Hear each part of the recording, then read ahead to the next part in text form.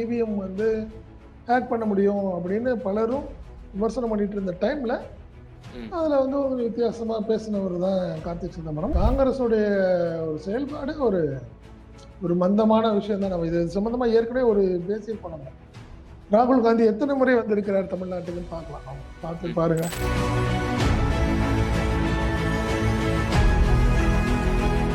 நாங்க அரசியல் பண்ண மாட்டோம், அது ஓட்டு உழுவும் அப்படின்னு நினைச்சிட்டு போயிட்டு இருந்தா சரியா இருக்காங்க. திமுக கூட்டணி தான், திமுக தான் தலைமை, அதெல்லாம் தான் மாற்றம் இல்லை.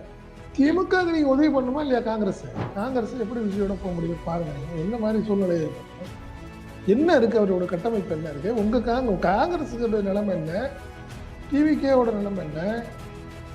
இந்த ஒரு சூழ்நிலை ரெண்டு பேரும் சேர்ந்து எலெக்ஷன் நீங்க ரெண்டு பேரும் போனா எப்படி இருக்கும்? உங்களால என்ன பண்ண முடியும்? நீங்க விஜயா நீங்க திமுகவான்னு பார்த்தா அவங்களுக்கு நீண்ட கால பயணத்துக்கு யாரு பிரயோஜனமா இருப்பாங்கன்னு பார்க்கணும். இன்னைக்கு வருவாருங்க விஜய், நாளைக்கு இந்த எலெக்ஷன்ல 2026 சரியா இல்லைன்னா காணப்படுவார்.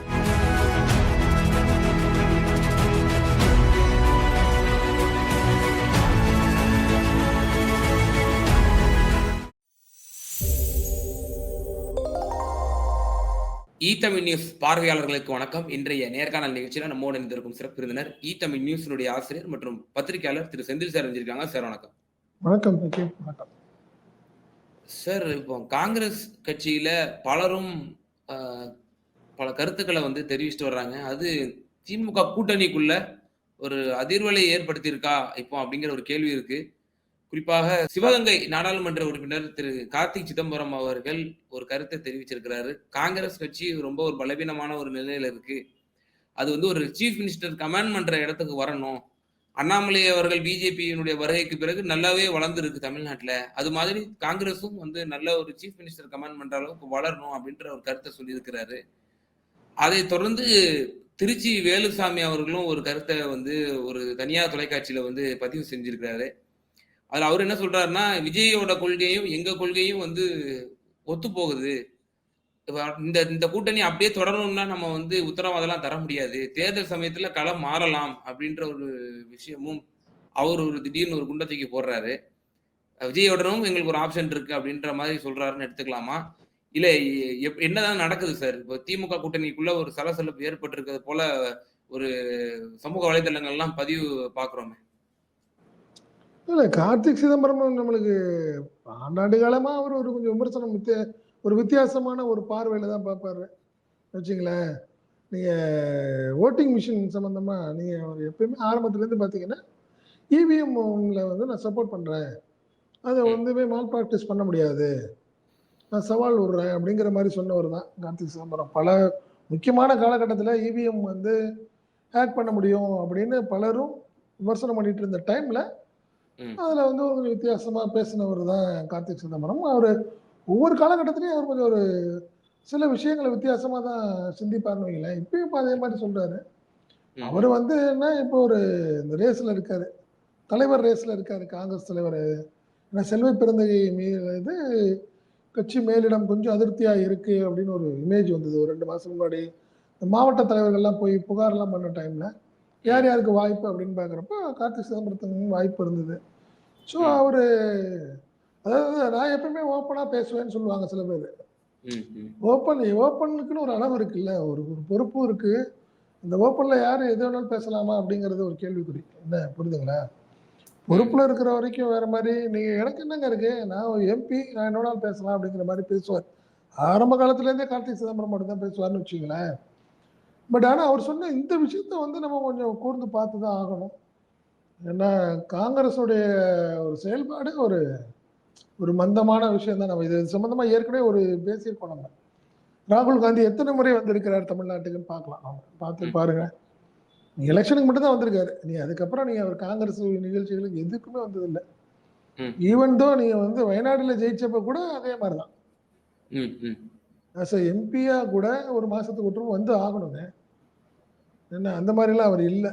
ராகுல் காந்தியுடைய தொகுதி பணி கூட வர மாட்டாரு. செயல்பாடு வந்து வித்தியாசமான செயல்பாடு தான். ஏன்னா நீங்க காங்கிரஸ் தலைவரா கார்கே வச்சுக்கலாம், நீங்க சோனியா காந்தி எல்லாம் இருந்திருக்கலாம். பட் ஆக்டிவான ஆட்கள் யாரு யாரை எதிர்பார்க்கும்? நீங்க தொண்டர்கள் யாரை எதிர்பார்க்கறாங்க? ராகுல் காந்தி தான் எதிர்பார்க்கறாங்க. நீங்க கார்கேயே கூட அடிக்கடி வந்துட்டு போனா கூட ராகுல் காந்தி தான் விரும்புவாங்க. ம்ஹ்ம். அதுதான் சவுத்தை பொறுத்த வரைக்கும் காங்கிரஸுக்கு வந்து இன்னும் அது ஸ்டாண்டர்டான ஒரு சூழ்நிலை காரணம் அந்த காந்தி ஃபேமிலி மேல ஒரு பிரியம் பல ஆண்டு காலமா தொடர்ந்து இருக்கு வச்சுங்க. அதை ஒண்ணுமே செய்ய முடியாது. நீங்க சவுத்துல நீங்க கர்நாடகா, கேரளா, ஈவன் பாண்டிச்சேரி, தமிழ்நாடு எல்லாத்துலயுமே பாத்தீங்கன்னா காங்கிரஸுக்கு இந்த காந்தி ஃபேமிலி மேல ஒரு பிரியம் எப்பயுமே. அதோடைய வெளிப்பாடு தான் இதெல்லாம் வச்சுக்கலாம். பட் அதுக்காக நீங்க வந்து நாங்க அரசியல் பண்ண மாட்டோம், அது உழுவுற ஓட்டு உழுவும் அப்படின்னு நினைச்சிட்டு போயிட்டு இருந்தா சரியா இருக்காதுல்ல. சரி, நீங்க திமுக கூட்டணி தான், திமுக தான் தலைமை, அதெல்லாம் தான் மாற்றம் இல்லை. திமுக நீங்க உதவி பண்ணுமா இல்லையா காங்கிரஸ்? பிஜேபி இப்போ சவாலா வந்துகிட்டு இருக்குது, உண்மைதானே? சவாலா வளர்ந்துட்டு இருக்கு. அந்த அளவுக்கு காங்கிரஸ் இருந்துச்சுன்னா டஃப் இருக்கலாம்ல, கொடுக்கலாம்ல. அந்த அளவுக்கு ஒரு செயல்பாடு இல்லையே காங்கிரஸ் செயல்பாடு. அதனால ஒரு கார்த்திக் சிதம்பரம் இந்த விஷயத்துல பேசுறது சரியா தான் நான் பாக்குறேன். காங்கிரஸ் செயல்பாடு கொஞ்சம் மந்தமா இருக்கு. மந்தம்ல சுத்தமா இல்ல. நிறைய மாத்திக்கணும். அவங்க என்ன காரணம்னா அவங்க தேசிய கட்சியாவே நினைச்சிட்டே இருக்காங்க. பல மாநிலங்கள்ல ஆட்சி இழந்துட்டாங்க, கட்சி இழந்துருச்சு. 3வது இடம் 4வது இடத்துக்கு போயிட்டாங்க. அதே மாதிரி தமிழ்நாட்டிலையும் திமுக கூட்டணியில் இருக்கிறோங்கிறதுனால மட்டுமே சுத்தமா மந்தமா இருந்தாங்கன்னா வேறொரு கட்சியும் வளருது இல்ல. பாத்தீங்கன்னா தேசிய கட்சி இங்க பாத்தீங்கன்னா தமிழ்நாட்டுல பிஜேபியோட வளர்ச்சி அதிகமாயிட்டே போகுது இல்ல. அப்ப காங்கிரஸுடைய செயல்பாடு மைனஸ் தானே அர்த்தம். அதனால கார்த்திக் சிதம்பரம் அதனால கார்த்திக் சிதம்பரத்துடைய அந்த பேச்சை வந்து நம்ம ஒரு கூர்ந்து பார்க்கணும். அதில் உள்ளார்த்தத்தை நம்ம வந்து ஏற்றுக்கிட்டு தான் ஆகணும். பட் அதே சமயத்தில் நீங்க திருச்சி வெளிச்சாமியை பத்தி சொல்லிடுறீங்க. பட் திருச்சி வெளிச்சாமியுடைய பேச்சு வந்து நம்ம பெருசா எப்படி எடுத்துக்கிறதுன்னு தெரியல. அவர் காங்கிரஸுடைய ஒரு நிர்வாகி, அவர் என்ன பொறுப்புல இருக்காருன்னு கூட தெரியலன்னு வச்சுக்கோங்களேன். இப்படி ஒரு சூழ்நிலையில இருக்காரு அவரு. பட் இது அதாவது சில பேருக்கு வந்து திமுக மேல ஒரு சின்ன அதிருப்தி இருக்கும். காங்கிரஸ்லயே காங்கிரஸ், அதாவது ப்ரோ டிஎம்கே, ப்ரோ ஏடிஎம்கே, இவர் ப்ரோ டிவிகேவா இருப்பார் போல் இருக்கு. யார் கார்த்திக், இவரு திருச்சி வேலுச்சாமி. அப்படிதான் பாக்குறேன்னு வச்சுக்கலேன். நீங்க வந்து விஜயோட எப்படி போக முடியும்? நீங்க காங்கிரஸ் எப்படி விஜயோட போக முடியும் பாருங்க. நீங்க என்ன மாதிரி சூழ்நிலையை பாருங்க. என்ன இருக்கு அவரோட கட்டமைப்பு, என்ன இருக்கு? உங்க காங்கிரஸுக்கு நிலைமை என்ன, டிவிகேவோட நிலைமை என்ன? இந்த ஒரு சூழ்நிலை 2 பேர் சேர்ந்து எலெக்ஷன் நீங்க 2 பேரும் போனா எப்படி இருக்கும்? உங்களால என்ன பண்ண முடியும்?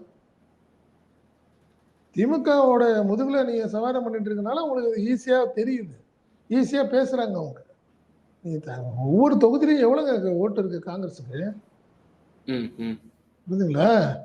நீங்க எதாவது சொன்ன காங்கிரஸ் உங்களை தூக்கிட்டே போறதுனால உங்களுக்கு வந்து உங்களுடைய பெரிய பலசாலியா உங்களுக்கு நினைப்பா இருக்குது. என்ன அவரு விஜயே முதல் காங்கிரஸ் ஏத்துருக்கு வரா? இது என்ன இது இது பாராளுமன்ற தேர்தலா? இது லோக்சபா தேர்தலா வரப்போகுது? இது வந்து மாநில தேர்தலுங்க. இது சட்டமன்ற தேர்தல். இந்த தேர்தலில் வந்து காங்கிரஸை கூட்டிட்டு போய் அவங்க என்ன பண்ண முடியும்? புரியுதுங்களா? அதிமுக எதிர்பார்க்கலாம் விஜய் டீம். காங்கிரஸுக்கெல்லாம் ஆப்ஷன்ஸ்ல வாய்ப்பு இல்லை. பட் விஜய் திருச்சி வெளிச்சாமி சொல்லுங்க. இந்த சமயத்துல வந்து தொடர்ந்து விஜய் அவர்கள் ஒரு குற்றச்சாட்டை தொடர்ச்சியா வச்சுட்டு இருக்காரு. பிஜேபியோட கள்ள கூட்டணி திமுகவுக்கு இருக்கு அப்படின்ற விமர்சனம் தான் அவர் கட்சி துவங்க முதல் மாநாட்டில இருந்து தொடர்ந்து வச்சுட்டு இருக்காரு இந்த குற்றச்சாட்டை. இப்போ திமுக மேல ஒரு பிஜேபியோட பி டீம் அல்லது பிஜேபியோட கள்ள கூட்டணி அப்படிங்கிற ஒரு முத்திரை குத்த முடியாததற்கு முக்கிய காரணமா இருக்கிறது வந்து காங்கிரஸ் கட்சியினுடைய கூட்டணி தான். ஏன்னா எதிர் துருவத்தில் இருக்கக்கூடிய காங்கிரஸ் நம்ம வந்து திமுக கூட்டணி வச்சிருக்கனால அந்த முத்திரையை குத்த முடியல. இப்போ காங்கிரஸ் அந்த கூட்டணியை விட்டு விலக்கிட்டோம் அப்படின்னா திமுகவோட இப்ப இலகுவா வந்து திமுக வந்து பிஜேபியோட பி டீம் அப்படிங்கிற ஒரு முத்திரத்தை நம்ம குத்திடலாம். அவங்களுக்கும் பிஜேபிக்கும் மறைமுக அண்டர்ஸ்டாண்டிங் இருக்கு அப்படிங்கிற முத்திரை குத்திடலாம் அப்படிங்கிற ஒரு செயல்பாடும் இருக்கலாம் இல்லையா? இல்ல இது இல்ல விஜய்க்கு எப்படி நினைக்கிறாரு தெரியல. காங்கிரஸ் சம்பந்தமா வேணுகோபாலும் ராகுல் காந்தி தானே முடிவெடுக்கணும். காங்கிரஸ் ஸ்டாண்ட், தமிழ்நாடு ஸ்டாண்ட் எப்படிங்கிறத என்ன இந்தி கூட்டணியில இருக்கு திமுக வந்து ஒரு பலமான ஒரு முக்கியமான அங்கம் வகிச்சுட்டு இருக்கு இந்தி கூட்டணியில. இது நேஷனல் லெவல்ல உள்ள ஒரு ஃபார்ம். அது இந்த ஃபார்ம்ல வந்து திடீர்னு நீங்க வந்து பிஜேபிக்காக நம்ம வந்து காங்கிரஸ் அப்படி நம்ம பார்க்கவே முடியாது இந்த விஷயத்துலன்னு வச்சுக்கோங்களேன். காரணம் என்னன்னா, காங்கிரஸ் இல்லைனாலும் திமுக வந்து இந்த ஸ்டாண்ட்ல தான் இருக்கும். காங்கிரஸுக்காக தான் ம். பிஜேபியோட கூட்டணின்னு நம்ம சொல்ல முடியுமா? கிடையாது. திமுகவுடைய ஸ்டாண்டு வந்து வேற மாதிரி ஸ்ட்ராங்கா இருக்கனால தான் காங்கிரஸ் ஒரு தமிழ்நாட்டுல திமுகவோட டிராவல் பண்ணுது. ம். ம். திமுக ஸ்டாண்ட் வேற மாதிரி ஒரு மாதிரி டைலமால இருக்கு அப்படின்னா காங்கிரஸ் ராகுல் காந்தி நேரம் வெளியே போயிருப்பாங்க. எப்பயுமே திமுக விட்டு வெளியே போயிருக்கும்ல காங்கிரஸ். ம். ம். புரியுதுங்களா? நீங்க இங்கேயும் ஆல் ஓவர் இந்தியாலே எடுத்துக்கிட்டீங்கன்னா பிஜேபிய ஸ்ட்ராங்கா திமுக வந்து காங்கிரஸோட அதிகமா இருக்குது. பல விஷயங்கள்ல எதிர்ப்பு. காங்கிரஸ் ம். மௌனமா இருக்குது. மௌனமா இருக்குது. புரியுதுங்களா? பல விஷயங்கள்ல. இந்த நீட் விஷயத்துலலாம் வந்து ராகுல் காந்தி அப்படியே தடுமாறி தானே பேசிட்டு இருந்தாரு. ஸ்ட்ராங்காவே ம். பேசல. ம். இப்பதான் பேசுறாரு. நீங்க திமுக கிட்டத்தட்ட 6, 7 வருஷமா பேசிக்கிட்டு இருந்தாங்க. பட் இவங்க அந்த மாதிரிலாம் காங்கிரஸ் ஒண்ணுமே பேசலையே. ஸ்டாண்ட் பண்ணவே இல்ல. இவங்களுக்கு சப்போர்ட் பண்ணவே இல்லையே. ம். இப்பதான் இந்த எலக்ஷன் டைம்ல என்ன பண்ணாரு, நீட்ட பத்தி மறுபரிசீலனை பண்ணணும்னு ஒரு வார்த்தை சொன்னாரு ம். ராகுல் ம். காந்தி. ஆமா. இப்ப இதே மாரி தான் நீங்க இதையும் மறுசீரமைப்பு எம்பி தொகுதி தொகுதி மறுசீரமைப்பு, வக்ஃப் தொகுதி பில்லு. இந்த மாரி விஷயங்கள் எல்லாம் வந்து காங்கிரஸோட திமுக வந்து உச்சத்துல போய் பிஜேபி எதுக்குது.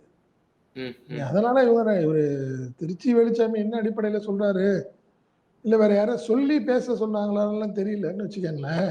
ம். ம். பட் ம். இந்த ஸ்டாண்டுலலாம் ஒரு காலத்துலயும் காங்கிரஸ் தலைமை வந்து விட்டு குடுக்காது. நீங்க ம். விஜயா, நீங்க ம். திமுகவான்னு பார்த்தா அவங்களுக்கு நீண்ட கால பயணத்துக்கு யாரு பிரயோஜனமா இருப்பாங்கன்னு பார்க்கணும். இன்னைக்கு ம். வருவாருங்க விஜய். நாளைக்கு இந்த ம். எலக்ஷன்ல 2026ல சரியா இல்லன்னா காணா போயிடுவாரு. கமலஹாசன் என்னாச்சு? ஏன்னா, இப்ப கடந்த அந்த காலத்துல மாரி திருமாவளவன் அவர்களே வந்து அழைச்சிருந்தாரு விஜய் அவர்கள். இப்போ இப்படியான ஒரு டாக்ஸ் ஓடுது. கடந்த 2024 தேர்தல்லயே ஆ ஏடிஎம்கே கூட்டணிக்கு காங்கிரஸ் போகும் அப்படிங்கிற ஒரு கருத்தும் வந்து பேசப்பட்டது. ஏடிஎம்கேனுடைய முன்னணி நிர்வாகிகள் அழைப்பே விடுத்தாங்க ஓப்பனாவே. காங்கிரஸ் வரலாம். உங்களுக்கு கசப்புணர்வு இருக்கு வரலாம்னு கூட அழைப்பு விடுத்திருந்தாங்க. இப்போ ஒருவேளை ஒரு பல்க்கான ஒரு அமௌண்ட் காங்கிரஸ்க்கு குடுத்தாலுமே கூட அப்படியான ஒரு வாய்ப்புகள் இருக்கா? ஏன்னா திருமாவளவன் ஓப்பனாவே அழைச்சாரு திரு விஜய் அவர்கள். அதுபோல காங்கிரஸை வந்து நம்ம எப்படியாவது நகர்த்தணும். திமுகவ நம்ம தோற்கடிக்கணும்னா, குறைஞ்சது நம்ம ஜெயிக்காட்டாலும் பரவால்ல, திமுக ஜெயிக்கக்கூடாது அப்படிங்கிற நோக்கமும் அவருக்கு இருக்கலாம்ல. இன்னொரு செய்திதான். விஜய்க்கு அந்த ஒரு நோக்கம் இருக்கு. சிங்கிள் லைன் தான். திமுக ம். எதிர்ப்ப தாண்டி வேற விஜய்ட்ட ஒண்ணுமே இல்ல. வேற ம். ஒண்ணுமே கிடையாதுங்க. இப்ப நீங்க இப்பயுமே அவர் பேசுறதையும் பார்த்தா, காலப்போக்குல அதிமுகவோட கூட்டணி வச்சுக்குவாரு. பட் இந்த தேர்தல்ல வாய்ப்பு இருக்கான்னுலாம் தெரியல. பட் ம். இன் பிஜேபி ஃபியூச்சர்ல இருக்குல்ல இருக்கும். இந்த. இல்ல சொல்றேன் நானு. அதான் இந்த தேர்தல்ல வாய்ப்பு இல்ல. அடுத்த தேர்தல்ல வாய்ப்பு இருக்கும். ஒரே ஒரு ம். விஷயம் ம். திமுக இருக்கக்கூடாது. ம். திமுகவ ம். அகற்ற வேண்டும். அப்படிங்கிற ஒரே ஒரு சிங்கிள் விஷயத்த தான் இந்த வரைக்கும் அவர் வந்து வலியுறுத்தி பேசிக்கிட்டே இருக்காரு.